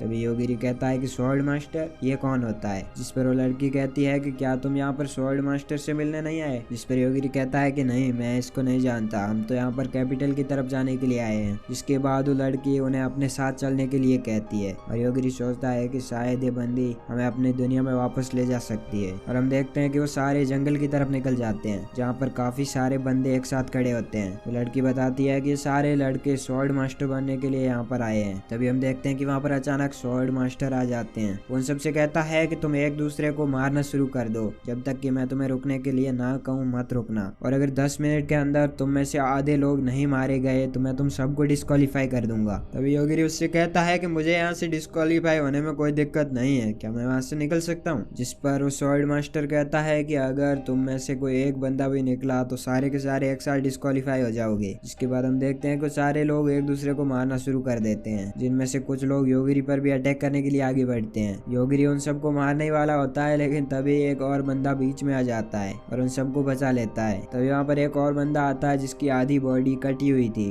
वो डोनरा के पास आकर उससे कहता है कि तुम्हारे पास ये जो स्टोन पड़ा है ये मुझे पकड़ा दो प्लीज। और जैसे डोनरा उसको स्टोन देती है तो बंदा तुरंत ठीक हो जाता है। मैं बड़ी हुआ था कौन क्या करा कौन काम मंदगढ़ छोड़ी। अरे बाड़ों के गिर जाऊँ थेट पुगा ना हुआ वहाँ तो क्यों आएगा वो थेट आएगा। वो मत करे धोखन पर मातो मिलना दे दो। जिसके बाद स्वॉर्ड मास्टर उन सभी को किसी और जगह जाने के लिए कहता है। योगिरी यहाँ पर रिक से पूछता है कि आखिर ये डिवाइन किंग कौन है। जिस पर रिक बताता है कि डिवाइन किंग वो है जो कि सील किए हुए डिमंस की देखभाल करता है, और आज से हजारों साल पहले डार्क गॉड को डिवाइन किंग ने अपने हाथों से सील किया था, जिसके फॉलोअर्स अब उसे दोबारा से जिंदा करने की कोशिश कर रहे हैं। इधर डोरा उस बंदे से पूछती है कि तुमने जो स्टोन यूज किया था वो क्या था। वो बंदा उसे बताता है कि ये स्टोन मुझे किसी भी हालत से हील कर सकता है और मुझे हर आधी रात में एक स्टोन मिल जाता है। तभी अचानक से वो एक बैरियर से गुजरते हैं, जहाँ पर उनके सामने एक काफी बड़ा टावर दिखता है, जिसे देखकर मोको कहती है कि मेरे ख्याल से हमें यहाँ से निकल जाना चाहिए। जिसके बाद हम देखते हैं कि क्रिस्टल वाला बंदा यहाँ पर उल्टी करने लग जाता है। डोनरा योगिरी से पूछती है कि तुम्हें यहाँ पर कैसा लग रहा है। जिस पर योगिरी कहता है कि मैं तो यहाँ पर बहुत मस्त हूँ, मुझे कोई प्रॉब्लम नहीं है। तभी अचानक वो लड़की गायब हो जाती है जो कि इन्हें यहाँ पर ले आई थी। जिसके बाद हम देखते हैं कि वो सभी लिफ्ट से टावर के ऊपर जाते हैं, जहाँ पर स्वॉर्ड मास्टर उन्हें टावर के पीछे देखने के लिए कहते हैं। वो उनसे कहते हैं कि यही दुनिया का अंत है। डोनरा कहती है कि मुझे तो इसमें एक व्हाइट ड्रेस में लड़की और ब्लैक ड्रेस में एक लड़का दिख रहा है। तभी हमें पता चलता है कि व्हाइट ड्रेस में स्वॉर्ड मास्टर है और ब्लैक ड्रेस में डार्क गॉड। तभी पीछे से एक लड़की कहती है कि अगर हम इन्हें हरा दें तो सारी मुश्किलें सॉल्व हो जाएगी। तभी वो उन पर एक अटैक करती है,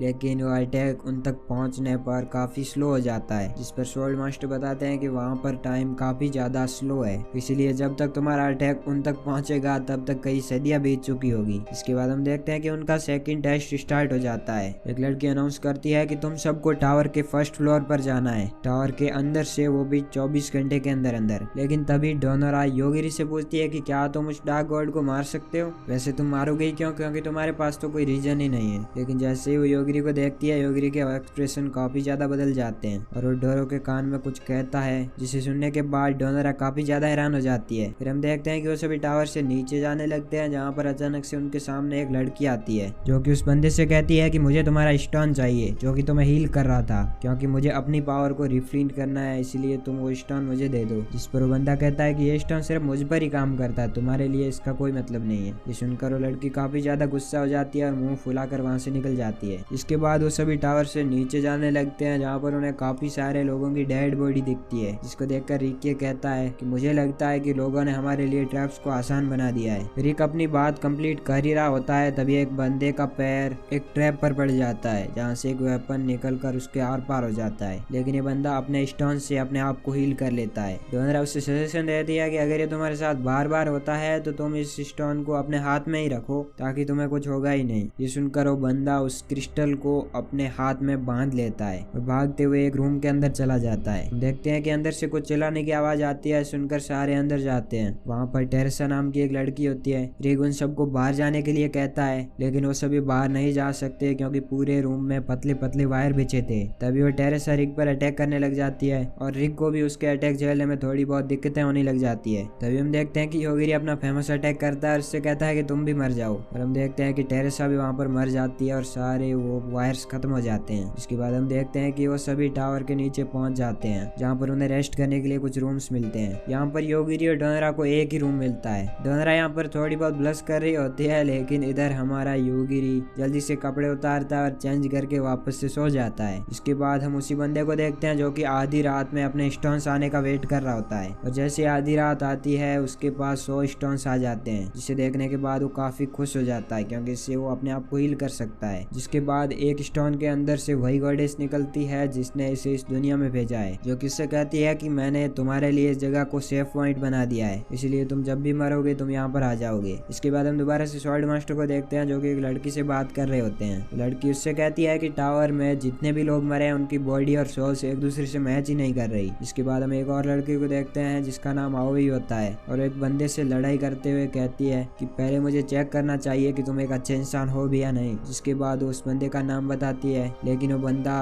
उस पर अटैक करना शुरू कर देता है। हम देखते हैं कि ये लड़की अपने अटैक से उसके अटैक को डॉज कर लेती है। तभी वो बंदा एक और उस पर अटैक करता है, लेकिन आओरी उसके सामने एक उसी तरह का एक और मैजिक यूज करती है जिससे कि उसकी सारी मैजिक पावर ही खत्म हो जाती है। वो दोबारा से अटैक करने की कोशिश करता है, लेकिन इस बार उसका मैजिक एक्टिवेट ही नहीं हो रहा था। तभी आओरी कहती है कि ये मैजिक हमें गॉड से मिलता है और वो गॉड का दिया हुआ है और इसीलिए वो जब चाहे उसे हमें वापस ले सकते हैं हमसे। वो बंदा कहता है कि यह तो ठीक है, लेकिन ये स्वॉर्ड मुझे गॉड से नहीं मिली है। ये कहते हुए वो स्वॉर्ड से उस पर अटैक करने के लिए आगे बढ़ता है। तभी आओई उसके अटैक से बचकर उसे मार देती है। तभी उसके चाकू में से आवाज आती है कि तुम्हारा ये वाला मिशन कंप्लीट हो चुका है, इसीलिए तुम्हारा अगला टारगेट है डोनरा और योगिरी, और जल्दी से हानाबुसा की तरफ निकल जाओ। हम देखते हैं कि ये लड़की हानाबुसा की तरफ निकल जाती है। तभी पीछे से हाना आता है जिसे योगिरी ने जंगल में मरने के लिए छोड़ दिया था, जो रोने लगता है और उससे कहता है कि मेरे पास कोई भी स्वॉर्ड मास्टर नहीं है, प्लीज मुझे तुम्हारा सर्वेंट बना लो। अगले सीन में हम देखते हैं कि डोनरा सोकर उठ जाती है और देखती है कि योगिरी उसके ऊपर सो रहा था और मोको एक दीवार के अंदर फंसी हुई है। डोनरा उससे कहती है कि तुम दीवार के अंदर फंसी हुई क्या कर रही हो,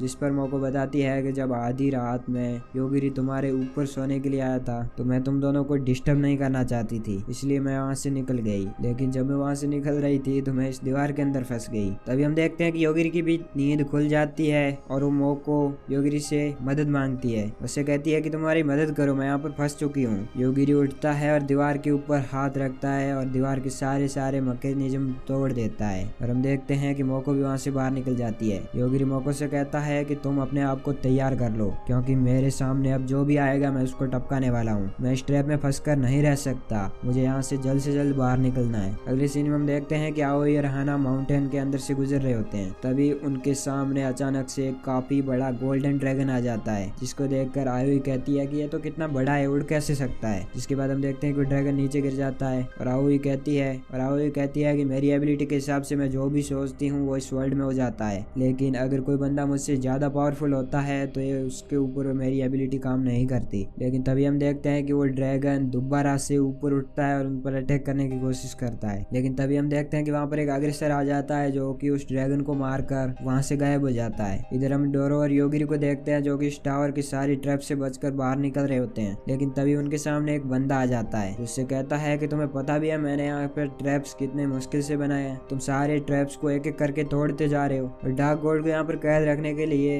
इन सारे बैरियर्स का सही होना एकदम जरूरी है। तभी योगिरी उससे कहता है कि देखो तुम हमें बाहर जाने दो, अगर तुमने ऐसा किया तो मैं तुम्हें भी छोड़ दूंगा। जिस पर बंदा कहता है कि अरे मैं तुम्हारी बातों में नहीं आने वाला। उस पर अटैक करने की कोशिश करता है, लेकिन योगिरी अब गुस्से में था इसलिए उसे वहीं पर टपका देता है। हम देखते हैं कि टावर के अंदर यहाँ पर सारे बैरियर्स एक एक करके टूट रहे थे और किसी को भी ये समझ नहीं आ रहा होता होता है कि आखिर ये कैसे हो रहा है। अगले सीन में हम डोनोरा और योगिरी को देखते हैं जो कि चलते चलते एक स्टेडियम के बीच में पहुंच जाते हैं जहाँ पर दो लड़कियां आपस में लड़ाई कर रही होती है और उनके पीछे एक और लड़का बैठा होता है जो कि आराम से बैठकर उन दोनों की लड़ाई देख रहा था। इस लड़के का नाम मासाकी है। तभी उनमें से एक लड़की कहती है कि तुम्हारा अटैक तो काफी ज्यादा कमजोर है। लेकिन यहाँ पर डोरो और योगिरी बाहर निकलने का रास्ता ढूंढ रहे थे, लेकिन ये रास्ता उस मासाकी के पीछे से था जो कि उसके बीच में बैठा था। तभी उनमें से एक लड़की अपने सर पर रखा हुआ एक कपड़ा उठाती है और देखते देखते उसके बालों का कलर ब्लू से व्हाइट हो जाता है। हमें पता चलता है कि ये लड़की हाफ डीमन है। जिसके बाद वो लड़की सीरो पर अटैक करना शुरू कर देती है और हम देखते हैं कि सीरो की तलवार नीचे गिर जाती है, लेकिन सीरो फिर अपने हाथों से उस पर अटैक करना शुरू कर देती है और वो कहती है कि बिना तलवार के मैं तो और भी ज्यादा तेज हूँ। तभी बीच में अचानक से योगिरी बोलता है और उनसे पूछता है कि क्या मैं यहाँ से निकल सकता हूँ? मैं तुम्हारे बीच में कोई दखल देना नहीं चाहता, मुझे बस यहाँ से गुजरना है क्योंकि मुझे बाहर जाना है। तभी मासाकी कहता है कि तुमने तो यहाँ पर दखल दे दी, इसीलिए तुम्हें उस डीमन से लड़ना पड़ेगा।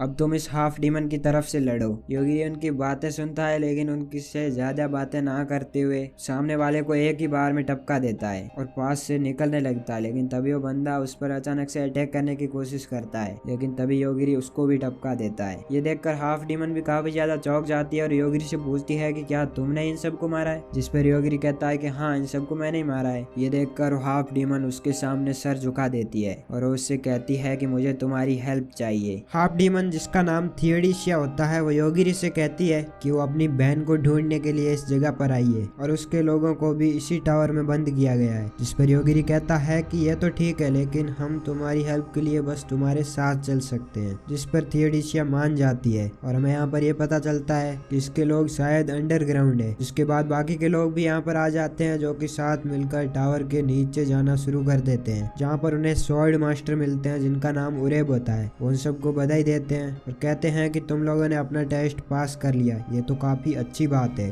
लेकिन तभी वहाँ पर अचानक से कुछ लड़कियां आती है जो कि स्वॉर्ड मास्टर से कहती है कि टावर का फर्स्ट बैरियर काम नहीं कर रहा है और इसका सेकंड बैरियर भी संभालना काफी ज्यादा मुश्किल हो रहा है और हमें लगता है कि अब डार्क गॉड बाहर आने वाले हैं। लेकिन तभी हम देखते हैं कि वहाँ पर जोरदार से एक अचानक झटका लगता है और इसी के साथ फर्स्ट बैरियर टूट जाता है। वहाँ से एक बंदा उड़ता हुआ आगे आता है जिसका नाम ऑर्गन होता है। जिस पर स्वॉर्ड मास्टर कहते हैं कि अगर तुमने इस बंदे को नहीं मारा तो पूरी की पूरी ह्यूमैनिटी खत्म हो जाएगी। इधर हम देखते हैं कि तभी योगिरी और उसके साथ के लोग चुपचाप से वहाँ से निकलने लगते हैं। योगिरी सोचता है कि अगर मैं इस बंदे को मार दूंगा तो सारे लोग मेरे बारे में ही सोचेंगे, इससे अच्छा यही है कि ये खुद ही इससे निपट ले। जिसके बाद हम अगले सीन में ऑर्गन को देखते हैं जो कि वहाँ पर खड़े हुए सारे नाइट्स को एक एक करके मारने लग जाता है। जिसके बाद फ्रेडेरिका भी उस पर एक जोरदार अटैक करती है, लेकिन ऑर्गन उस अटैक को अपने हाथ में एब्जॉर्ब कर लेता है। जिसके बाद उसके पीछे से एक और बंदा आगे आता है जिसका नाम लूटे होता है। फ्रेडेरिका उस पर भी अटैक करने वाली होती है, लेकिन लूटे भी उसके अटैक को रोक लेता है। उससे कहता है कि आज तुम हमसे मुकाबला नहीं कर सकती। जिसके बाद उसके हाथ को एक कैंडी में बदल देता है और उसे तोड़ देता है। फ्रेडेरिका हैरान हो जाती है और हार मानकर नीचे बैठ जाती है। फिर हम देखते हैं कि रिक लूटे पर बार बार से अटैक करना शुरू करता है, लेकिन उसका एक भी अटैक लूटे को टच नहीं करता। तभी अचानक लायनल के सामने एक स्क्रीन आती है जिस पर यह लिखा हुआ होता है कि अगर वो स्टोन से कुछ समन करेगा तो उसे काफी ज्यादा फायदा होगा, और वो ऐसा ही करता है। जिस पर उस स्टोन से एक गॉडेस निकलती है जिसे देखकर ऑर्गन तो अपने घुटने टेक देता है। उससे कहता है कि मुझे यकीन नहीं हो रहा कि आप हमसे मिलने के लिए यहाँ पर आए हैं। फिर वो गॉडेस लायनल को बताती है कि अब सब कुछ ठीक होने वाला है क्योंकि पूरी की पूरी ह्यूमैनिटी खत्म होने वाली है, जिसके बाद सब कुछ ठीक हो जाएगा। और ये सुनने के बाद लायनल के पैरों के नीचे से जमीन खिसक जाती है। जिसके बाद हम देखते हैं कि जैसे ही थियोडेसिया नीचे पहुंचती है वो देखती है कि एक रूम के अंदर उसके सारे के सारे साथी है जो कि एक कैप्सूल के अंदर बंद होते हैं और उनकी ताकत का इस्तेमाल किसी और जगह किया जा रहा है। जिसके बाद थियोडेसिया बताती है कि इनको यहाँ पर इसीलिए रखा गया है ताकि इनकी मैजिकल पावर्स को किसी और जगह यूज किया जा सके। और फिर थियोडेसिया इन सारे कैप्सूल्स को तोड़ देती है। इसके बाद हम बाहर का सीन देखते हैं जहाँ पर हमें पता चलता है कि डार्क गॉड इसी गॉडेस का हस्बैंड है जो कि काफी लंबे टाइम से गायब था, लेकिन अब मिल चुका है। ये सुनकर वहाँ पर खड़े सारे लोग हैरान हो जाते हैं। जिस पर गॉडेस बताती है कि जब वो गायब हुए थे तो मैंने उन्हें ढूंढने के लिए कुछ जासूस भेजे थे, जिससे उन्हें पता चलता है कि वो सील हो चुके हैं और मैंने उन तक पहुंचने के लिए इस बेवकूफ बच्चे का सहारा लिया। ये सुनकर लायनल नीचे बैठ जाता है और वो कहता है कि मैंने ये कभी कभी नहीं सोचा था कि मेरा लक इतना ज्यादा खराब होगा। जिस पर गॉडेस बताती है कि इस टावर का क्रिएटर अब मर चुका है, इसलिए अब बैरियर्स भी ठीक नहीं हो सकते। जिसके बाद वो एक और फोटो दिखाती है और कहती है कि अगर ये बंदा भी जिंदा होता तो ये मुझे मार सकता था, लेकिन अब ये भी मर चुका है। जिसके बाद वो गॉडेस बैरियर के कोर को पकड़ती है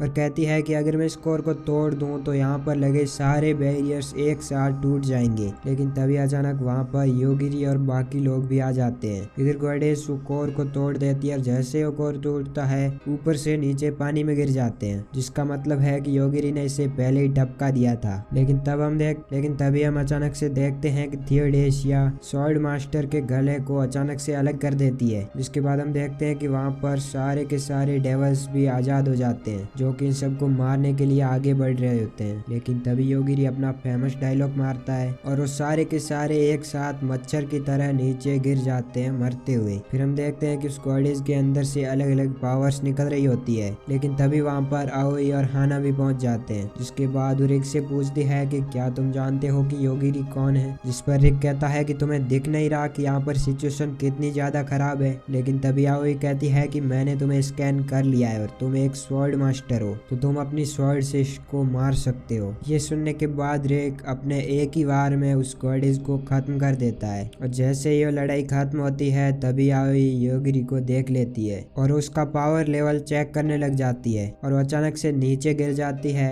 कि दुनिया की सारी चीजें जहाँ पर खत्म होती है ये आदमी वहाँ पर बैठा है। अगले ही पल आओई योगिरी से माफी मांगने लग जाती है और चुपचाप वहाँ से खिसक जाती है। जिसके बाद योगिरी हाना से कहता है कि तुम्हारे पास एक रिंग थी ना जिससे तुम मेरा ऑर्डर मानते थे और मैंने तुमसे कहा था कि फॉरेस्ट के अंदर रहना, तो तुम यहाँ पर कैसे आ गए। जिस पर हाना कहता है कि उसका इफेक्ट बस कुछ थोड़े टाइम के लिए ही था और वो कब का खत्म हो चुका है। जिसके बाद रिक थियोडेसिया से पूछती है कि तुमने पिछले स्वॉर्ड मास्टर को क्यों मारा। जिस पर थियोडेसिया कहती है कि मैंने बस अपने लोगों को बचाने के लिए उसे मारा है। अगले सीन में हम देखते हैं कि योगिरी उन सबसे कैपिटल का रास्ता पूछकर वहां से निकल जाता है, लेकिन वो हाना को वहीं पर छोड़ देता है। तभी अचानक लूटे हाना के पास आ जाता है और उससे कहता है कि क्या तुम मुझे बता सकते हो कि यहाँ पर अभी अभी क्या हुआ है। इसके बाद हम शीला को देखते हैं जो कि योगिरी के बारे में सोच रही होती है। ये शीला कोई और नहीं है, इसे हम पहले सियोन कह रहे थे, आगे के एक्सप्लेनेशन में हम इसे शीला कहकर पुकारेंगे। So don't confuse in Zion and Sheela. तो कहती है कि इस बंदे का अब क्या किया जाए। थोड़ी देर सोचने के बाद योगिरी के वर्ल्ड से एक और बंदे को समन कर लेती है। ये बंदा साइंटिस्ट होता है और जब इसे पता लगता है कि योगिरी इस वर्ल्ड में है तो शीला से कहता है कि थैंक्स, तुमने हमारी रक्षा की है। तभी उसके फोन में एक रिंग बजने लगती है और उसे पता लगता है कि अल्फा ओमेगा का।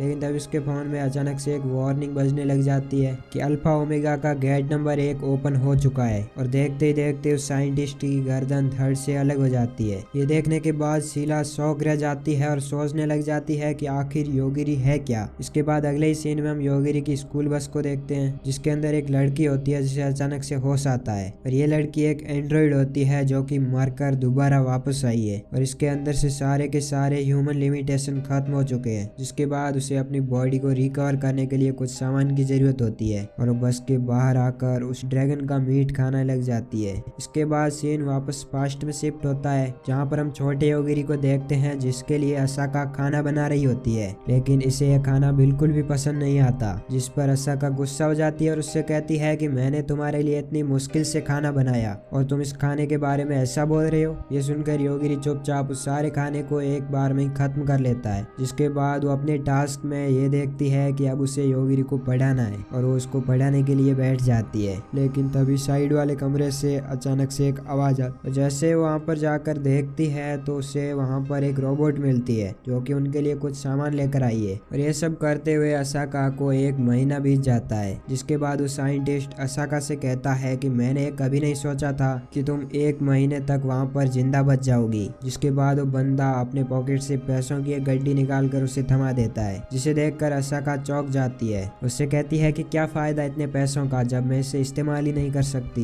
जिसके बाद वो साइंटिस्ट कहता है कि अब तुम चाहो तो यहाँ से बाहर भी जा सकती हो। जिस पर असाका उससे गुस्सा होकर कहती है कि तुमने ये बात मुझे पहले क्या नहीं बताई। इसके बाद हम देखते हैं कि असाका वहाँ से एक वैकेशन पर निकल जाती है और वहाँ पर मस्त मस्त खाना खाती है और महंगे महंगे कपड़े पहनती है, शॉपिंग करती है और एंजॉय करती है। वो एक बड़े से होटल में जाती है जहाँ पर वो आराम करती है है और जैसे ही उसकी आंख खुलती है तो देखती है कि वो एक अंधेरे से कमरे में बंद है। तभी उस कमरे से अचानक से आवाज आने लगती है कि हमने तुमने पकड़ लिया है, हम तुम्हें यहाँ पर कोई भी नुकसान पहुंचाना नहीं चाहते, हमें बस तुमसे बात करनी है। इसके बाद हम दोबारा से योगिरी को देखते हैं जो कि उस रोबोट से असाका के बारे में पूछ रहा होता है, जिस पर रोबोट से बताती है कि असाका भी वैकेशन पर गई है। ये सुनकर योगिरी थोड़ा सैड हो जाता है। वो प्लान करता है कि वो अब असाका को ढूंढेगा। वो दोबारा से रोबोट के पास जाता है और उससे कहता है कि मुझे बताओ कि असाका अभी कहाँ होगी, जिस पर रोबोट फिर से उससे कहती है कि मैंने तुमसे कहा था कि असाका वैकेशन पर गई है। जिसके बाद असाका योगिरी को लेकर उसी डोर तक जाती है जहाँ से असाका बाहर गई है। वहाँ पर जाने पर उन्हें पता लगता है कि ये डोर अंदर से नहीं बल्कि बाहर से खुलता है। ये जानने के बाद योगिरी कंट्रोल रूम से कहता है कि जल्दी से इस डोर को खोलो और जो भी उसे रोकने की कोशिश करता है योगिरी उसे वहीं पर मार देता है। फिर हम देखते हैं कि एक लड़की योगिरी के लिए सारे के सारे डोर्स खोल रही होती है, लेकिन तभी हम देखते हैं कि साइंटिस्ट एक बंदे से कहता है कि इसे मार दो और वो बंदा उस पर जैसे ही बंदूक चलाने की कोशिश करता है उससे पहले ही वो नीचे गिरकर मर जाता है। हमें पता लगता है कि इसे भी योगिरी ने मार दिया है। अब वो साइंटिस्ट यहाँ पर बताता है कि अब असाका वापस नहीं आने वाली, उसे किसी ने किडनैप कर लिया है। जिस पर योगिरी कहता है कि मैं उसे बचाने जाऊंगा, लेकिन यहाँ पर जो कुछ भी हुआ तुम उसके बारे में असाका को नहीं बताओगे। जिसके बाद हम योगिरी को देखते हैं जो कि एजेंसी के अंदर चला जाता है, जिसे एजेंसी ने ही असाका को किडनैप किया है और वो वहाँ खड़े सारे लोगों को एक एक करके मारने लग जाता है। उसका एक ही सवाल था कि असाका कहाँ पर है और वहाँ पर खड़े सभी गार्ड्स और लोग ये सोचते हैं कि इसको मारना कितना ही आसान होगा। जिसके बाद वो योगिरी पर छुपकर अटैक करने की कोशिश करते हैं, लेकिन योगिरी अपनी एबिलिटी से उन सबको पहले ही टपका देता है। लेकिन तभी हम देखते हैं कि एक लड़की अचानक से असाका के कमरे के अंदर जाती है और उसे पकड़ लेती है और उसके कान पर बंदूक तान देती है। उसे बाहर ले आती है और कहती है कि अगर तुम एक भी कदम आगे बढ़े तो मैं असाका को यहीं पर खत्म कर दूंगी। लेकिन तभी अचानक योगिरी उसको भी टपका देता है और योगिरी भागकर असाका को गले लगा लेता है। उससे कहता है कि चलो घर चलते हैं। असाका भी उसे देखकर काफी ज्यादा खुश होने लगती है, लेकिन जैसे ही असाका बाहर निकलती है तो देखती है कि उसके सामने काफी सारे लोगों की लाशें पड़ी होती है और ये समझ जाती है कि सारा कुछ योगिरी का ही काम है, लेकिन उसके बाद भी उसका हाथ नहीं छोड़ती। इसके बाद वो दोनों दोबारा से अपने घर आ जाते हैं और योगिरी भी यहाँ पर उसे गेम खेलने के लिए बुलाता है। यहाँ से सीन वापस प्रेजेंट में शिफ्ट होता है जहाँ पर हम बड़े योगिरी को देखते हैं जो कि कार के अंदर सो रहा होता है और डोरो उसको देख रही होती है। तभी डोरो पीछे से बोलती है कि अब तो तुम्हें सारी जिंदगी इसी लड़के के साथ गुजारनी है, जिस पर डोरो शर्माने लग जाती है और इसके बाद योगिरी भी जाग जाता है। हम देखते हैं कि ये सारे लोग कैपिटल के सामने पहुंच जाते हैं। तभी कुछ लोग वहां पर उसकी गाड़ी को घेर लेते हैं और उन्हें बाहर आने के लिए कहते हैं, जिनमें से एक बंदा उनसे कहता है कि मैं यहाँ का सिक्योरिटी इंचार्ज हूँ। जिस पर योगिरी उनसे कहता है कि हम तो मैजिशियन कैंडिडेट्स हैं, हमें बस अंदर जाने दो। जिस पर वो बंदा कहता है कि मैं ऐसे कैसे मानूं कि तुम मैजिशियन कैंडिडेट्स हो, ऐसे तो हमें कोई भी बुद्धू बना देगा। जिसके बाद योगिरी अपने पॉकेट में से एक लॉकेट निकालता है और उसे उन लोगों को दिखाता है, जिसे देखकर वो सारे के सारे लोग उन्हें प्रणाम करने लग जाते हैं और ये लॉकेट उसे रिक ने दिया होता है। ये लोग उन्हें अंदर जाने की परमिशन दे देते हैं, लेकिन तभी हम देखते हैं कि वहाँ पर एक और बंदा आता है जिसका नाम डेविड होता है, जो कि उसे चैलेंज करता है कि अंदर जाने से पहले तुम मुझे तलवारबाजी में हरा कर दिखाओ। जिसके बाद मोको डोनरा से कहती है कि तुम इससे फाइट करो, तुम तो इसमें आराम से जीत जाओगी। तभी डोनरा उसके सामने चाकू को हिलाने लग जाती है ताकि उसका ध्यान भटक जाए और उसका जैसे ही ध्यान भटकता है उस चाकू को उसकी तरफ फेंक देती है और भागकर उसके दूसरी तरफ पीछे पहुंच जाती है। और जिसके बाद हम देखते हैं कि वो एक लात से उसके अखरोट तोड़ देती है। हम देखते हैं कि डेविड यहाँ पर दर्द के मारे तड़पने लग जाता है। अगले सीन में हम देखते हैं कि डेविड उन सबको अंदर लेकर जाता है। वहाँ पर काफी सारे नाइट्स होते हैं जिसके बारे में डेविड उन्हें बताता है कि सारे के सारे लोग अंडरवर्ल्ड को चैलेंज करने के लिए आए हैं। जिसके बाद डेविड यहाँ से चला जाता है। तभी योगिरी डोनरा से कहता है कि आगे हमें क्या करना है इसके बारे में सोचना चाहिए, क्योंकि आगे हम अपने क्लासमेट से मिलने वाले हैं, क्या तुम उन्हें माफ कर पाओगी। जिसके बाद वो दोनों एक रूम के अंदर पहुंच जाते हैं जहाँ पर बाकी सारे क्लासमेट्स भी बैठे होते हैं, लेकिन तभी अचानक से उनके सामने एक बंदा आता है और उन सबसे कहता है कि तुम सब यहाँ पर एक मिशन के लिए आए हो, चलो मैं तुम्हें एक मिशन देता हूँ। तभी उनमें से अचानक से एक बच्चा खड़ा होता है और उससे कहता है कि हम तुम्हारे बाप के नौकर नहीं है। ये सुनकर वो बंदा हंसने लग जाता है और वो अपनी तलवार निकालता है और उस बच्चे की उंगलियां वहीं पर काट देता है।